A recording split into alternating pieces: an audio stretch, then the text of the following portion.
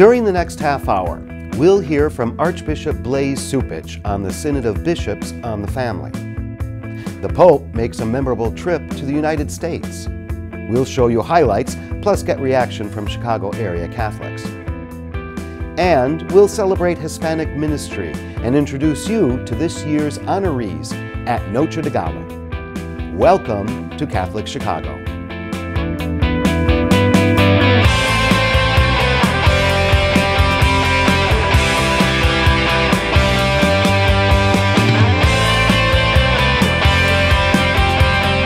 The Archdiocese of Chicago is a vibrant and diverse faith community.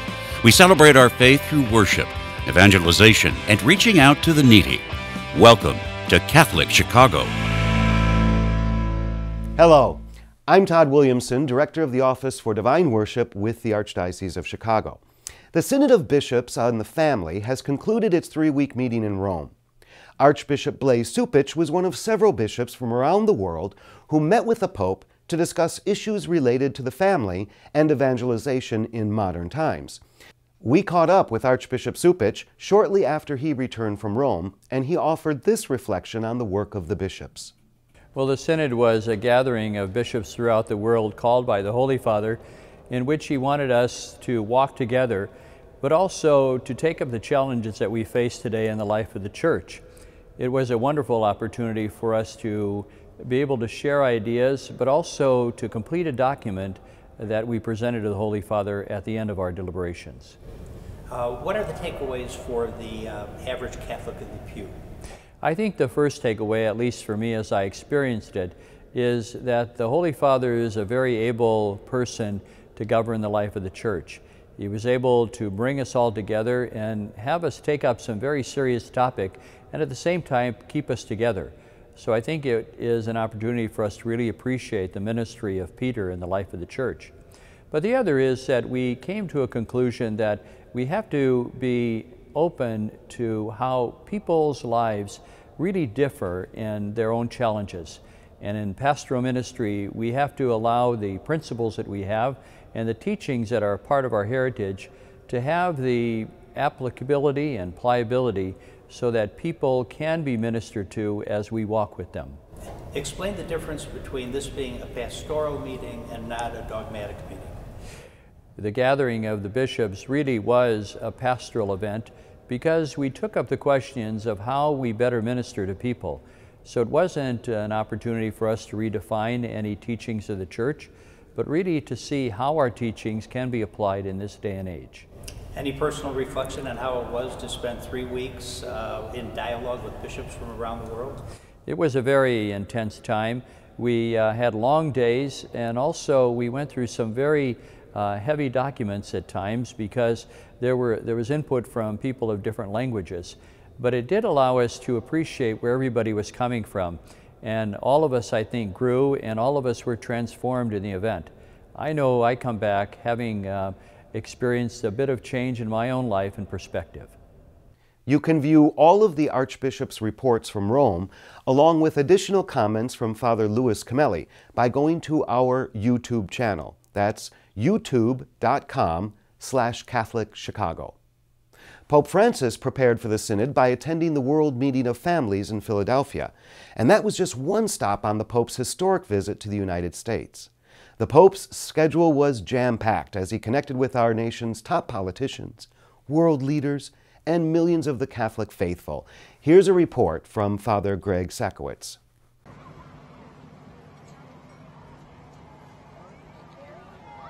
From the moment Pope Francis arrived in the United States, he captured the attention of our nation.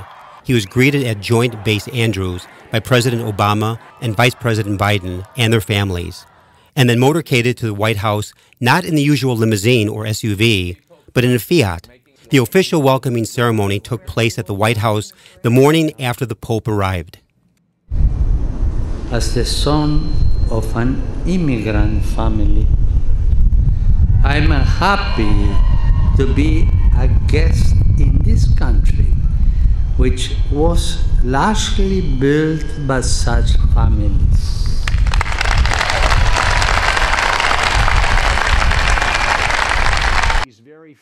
Among his activities in D.C. Pope Francis celebrated the Mass of Canonization of Junipero Serra outside the Basilica of the National Shrine of the Immaculate Conception. The next morning, the Pope addressed the joint meeting of the U.S. Congress. He got down to the basics, even quoting the Golden Rule, "Do unto others as you would have them do unto you." At Resurrection College Prep High School on Chicago's Northwest Side, more than 600 students and faculty members packed the gymnasium to watch the Pope's address. Following the Pope's speech, faculty members offered perspective on both the historic and spiritual aspects of the Pope's comments. It was an extremely well-crafted speech. I know before the speech was given, there was some concern that Pope Francis was going to come in and chastise Congress. And instead, he has a call for action and a call for responsibility of our elected officials. It's almost like our government is keeping the problems for the young people. They're not touching on it themselves, and it's almost like we're going to have to deal with it. And I think he touched on that a little bit. It was the first time that he came to Congress to address Congress. So I thought he made a lot of important points. And since I'm not Catholic, I still felt like his points could apply to everybody. And he even mentioned that like all humans deserve dignity, respect, and opportunity. And if we want that for ourselves, we should be able to provide that for other people. And if we all have the opportunity to give that to other people and make a difference and help for the common good. He spoke as I expected, kind of as a pastor. I didn't expect him to come and give a theological treatise.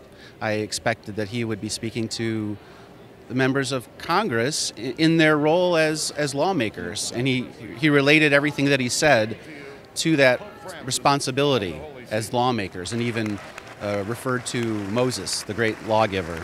So I thought it was very applicable to his audience. Another speech that the Pope delivered, one that was heard quite literally around the world, was his address to the United Nations General Assembly. The Pope pleaded with world leaders to keep the dignity of human life at the center of their concern. While in New York, the Pope also took part in a multi-religious service at the 9/11 Memorial and Museum. Bring your peace to our violent world. Peace in the hearts of all men and women, and peace among the nations of the earth. The Pope wrapped up his stay in New York City by celebrating Mass at the iconic Madison Square Garden.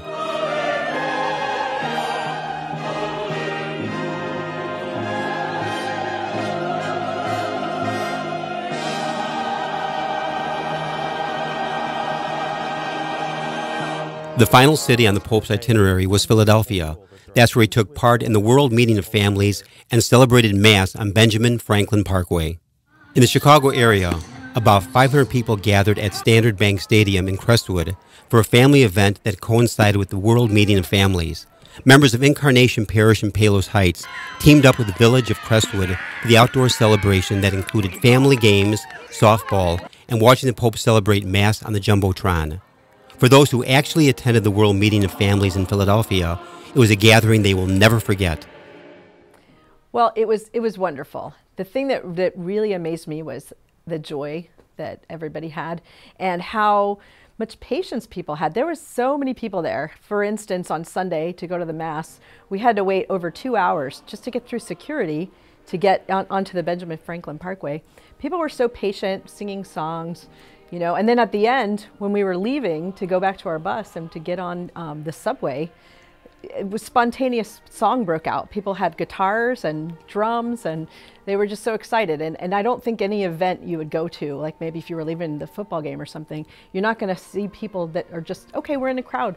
It was the Francis effect, definitely. It was just outstanding. It was a wonderful opportunity to be with so many Catholics from around the world, to see the universality of the Catholic Church, to hear what the issues are facing families and marriage around the world, and comparing that to what we have here in Chicago. So it was a wonderful time to be together with so many other Catholics. It was awesome. I mean, you could feel the blessings, and then just having everybody around. You know, I think watching everybody else's reaction was something.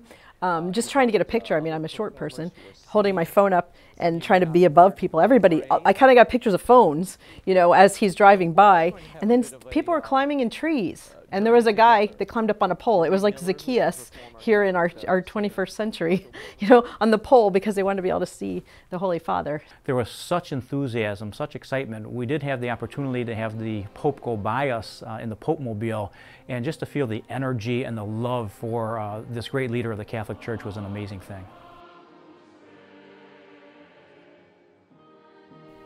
We thank Father Greg for that report. Now, the Archdiocese of Chicago Catholic Schools have a new superintendent. He is Dr. Jim Rigg, who most recently served as the Director of Education Services and Superintendent for the Archdiocese of Cincinnati Catholic Schools. On one of his first days on the job in Chicago, Dr. Rigg visited St. Gall Elementary School on the South Side. I'm thrilled to be in the Archdiocese of Chicago. Nobody does Catholic schools like the Archdiocese of Chicago. Chicago has a national reputation for excellence, for vibrancy in Catholic education, and for just the sense of pride and legacy that people have in their Catholic schools here. So I couldn't be more pleased and excited to be here as superintendent. I'm spending my time first and foremost getting to know people, so getting to know my own staff and other leaders here in the Archdiocese, but more importantly, I'm getting on the ground into the schools themselves. Our students are at the center of our mission, and so it's important that I get to know them as best I can, get to know their parents, our teachers, our principals, other educators and staff members. And so I'm spending time getting out into the Catholic schools. We welcome Dr. Rigg to Chicago, and we'll invite him onto this program in the near future. Of course, Catholic education will benefit greatly from the ongoing To Teach Who Christ Is campaign. The Capital and Endowment Campaign, which launched in 2013, has reached a milestone, raising more than $200 million of its $350 million goal. Here's a look at the campaign video produced by the Archdiocese of Chicago's Office of Radio and Television.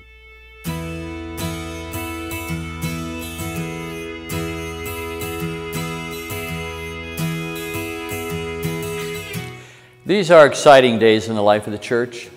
The Holy Father is inspiring us to take up the task of teaching who Christ is with greater vigor and energy. He is leading by example, to the point that his very hopeful and aspirational message is having an enormous impact on the entire world.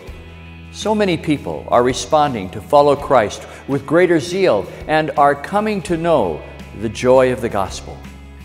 We in the Archdiocese of Chicago have taken on a bold challenge to be more creative and intentional in sharing and passing on the faith by launching the To Teach Who Christ Is campaign. The aim is to take faith formation to a new, innovative level. This will take additional resources, and we have an ambitious goal of raising $350 million. The campaign will strengthen our diocesan and parish educational efforts as we pass on the faith with fresh vigor and creativity for this and future generations.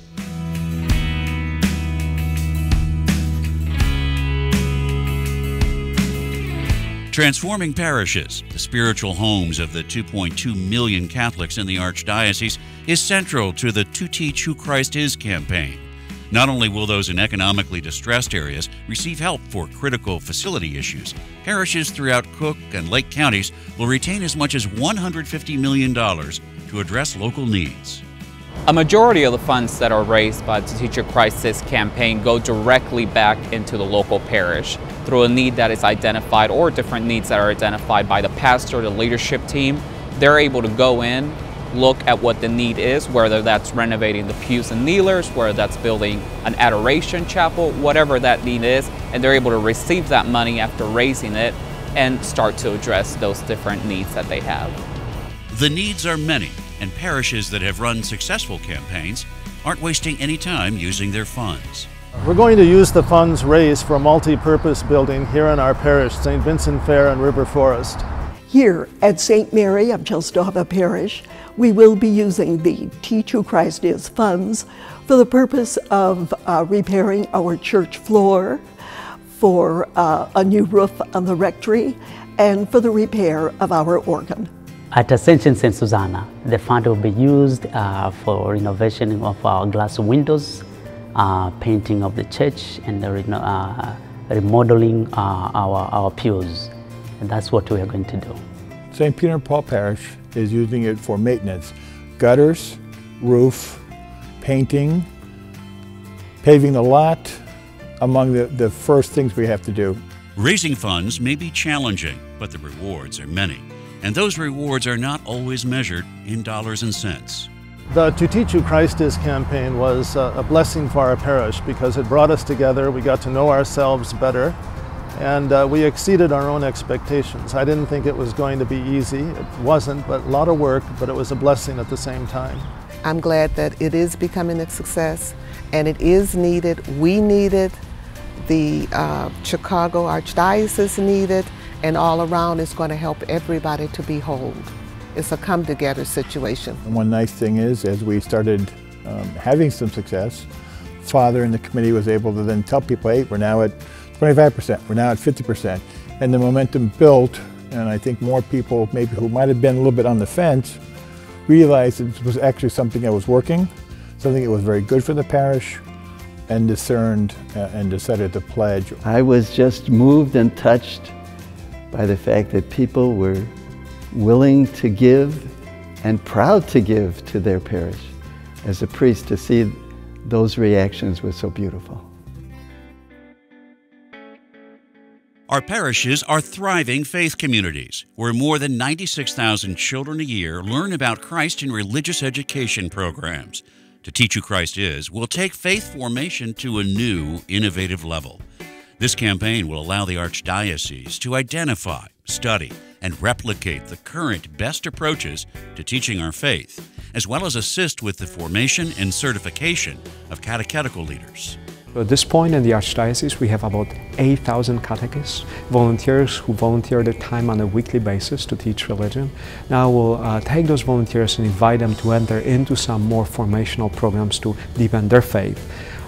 Then we will use it for CREs and DREs for people who are upcoming leaders of religious education and youth ministry to train them in the practice of faith.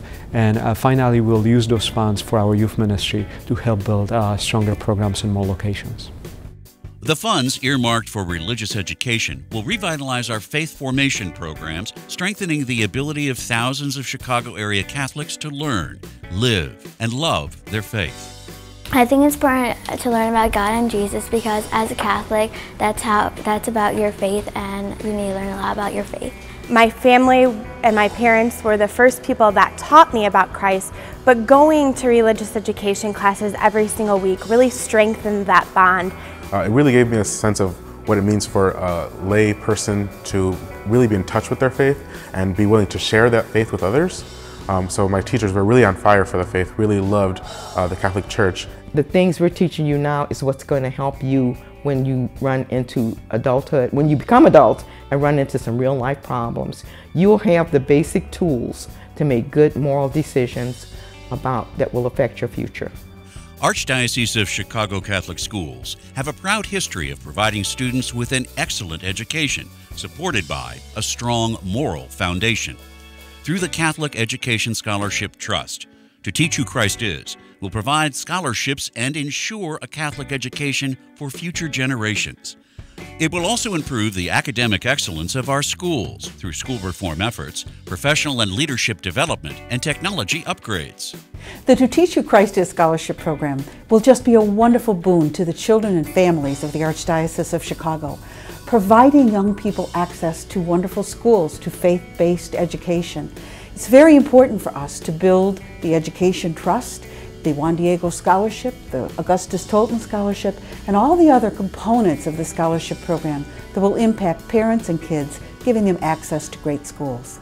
The success of our Catholic schools can be measured in statistics, teacher-student ratios, attendance and graduation rates, students going on to college. The success of our schools can also be measured in the hearts of those who have experienced a Catholic education. Being Catholic myself, I want my children to also grow up in a Catholic background, to the discipline that they enforce. The classroom sizes is always a good positive. I know that my kids get more one-on-one attention here at a Catholic school. Everybody knows each other.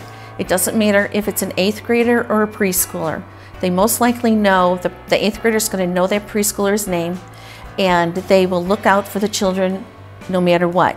There were really a lot of bullies, and I got bullied a lot. So when I came here, it really changed me. It made me a better person, I think. We always joke with the kids that during the school day, we are their parents. So they are held accountable for their actions.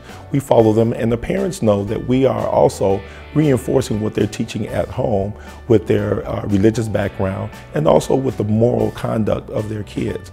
I love my teachers here, and they really impact my life. They're just willing to do anything and everything to help me out, and they just go above and beyond any expectations for a teacher. The To Teach Who Christ Is campaign is well on the road to success. Our $350 million goal will be met to ensure strong parishes, Catholic education, and faith formation for years to come. We're in this together. Parishes across the Archdiocese, working as one for a strong Catholic future, working as one to teach who Christ is. So many have already joined in this effort, and I am pleased to announce that we have reached half of our overall goal. Funds already are flowing to parishes, families through increased scholarship assistance, and the efforts to make systemic improvements in our religious education systems in the Archdiocese. We all have a stake in making this campaign a success, and I am convinced each of us will be proud when we complete this task, especially as we will leave the next generation with a legacy of sacrifice. Our shared sacrifice will prompt them to take up the torch we are passing on to them. Thank you in advance for joining in this effort. God bless you all.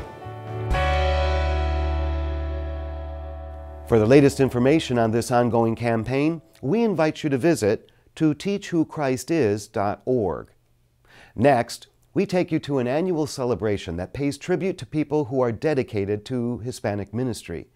Al Castillo has a report from this year's Noche de Gala.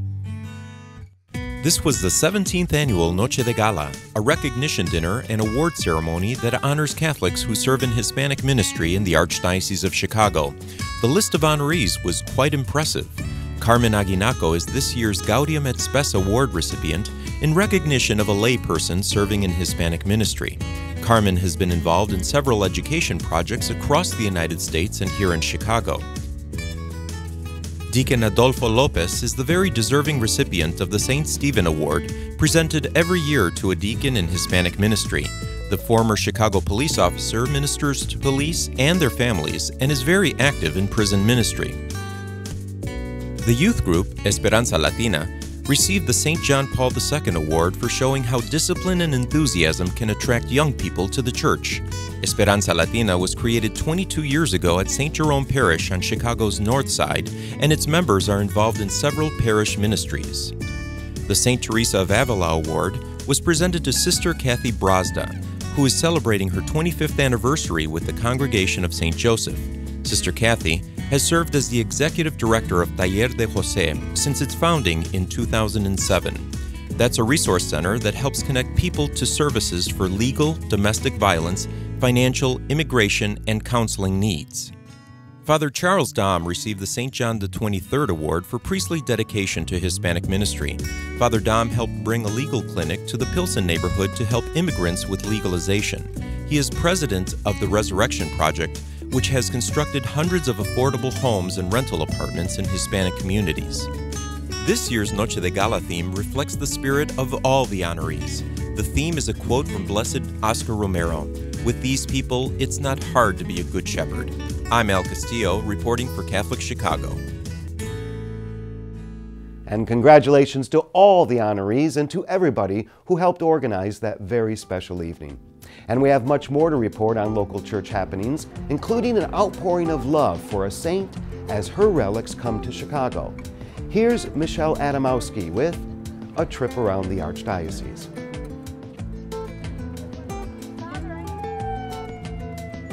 The relics of St. Maria Goretti arrive at St. John Cantius Church on Chicago's north side with a police escort shortly after sunrise.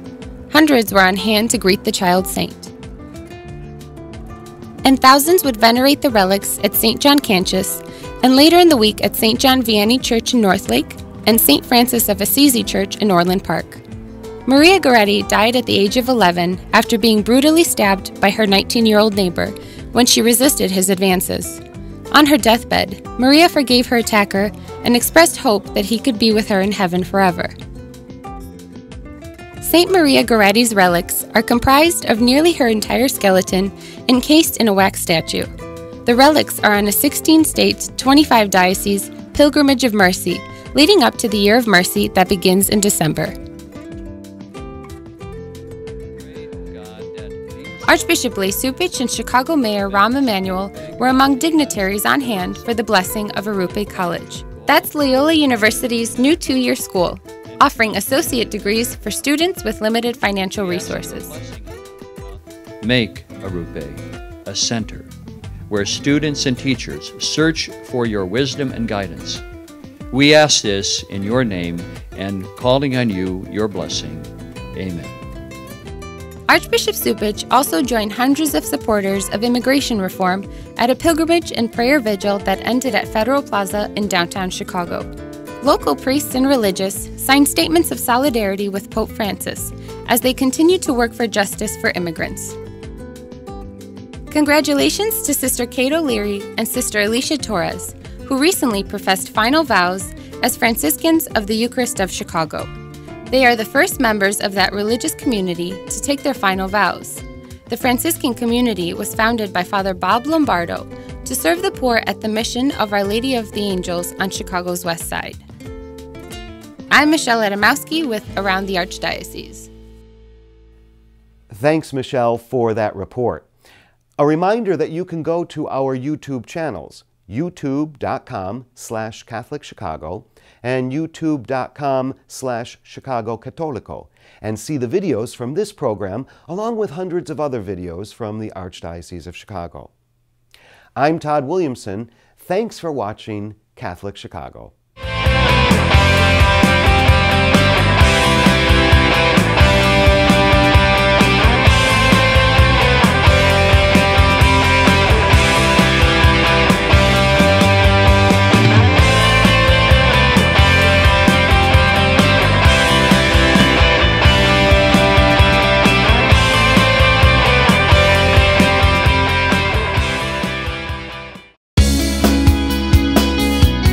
To Teach Who Christ Is, a campaign for Catholic education and faith formation. I believe that when we are teaching about Jesus Christ to our students, that gives the greatest role model that we could possibly have. You will have the basic tools to make good moral decisions that will affect your future. Academics are great here, and if you don't understand something, the teachers will work with you to help you understand. Religious education classes help my children to see the difference between right and wrong and make the right decision. To Teach Who Christ Is will be rolled out in parishes across the Archdiocese of Chicago over a 3-year period. To find out more about this major fundraising campaign for Catholic education and faith formation, go to toteachwhochrist.org. When I grow up, I want to use my education to help other people and, teach others about God. The cemetery ministry is a core ministry of our Catholic faith tied to the corporal works of mercy. It's comforting to know that our Catholic cemeteries are caring for the remains of our loved ones awaiting the resurrection. There are 44 Archdiocese of Chicago Catholic cemeteries willing to help you in your time of loss.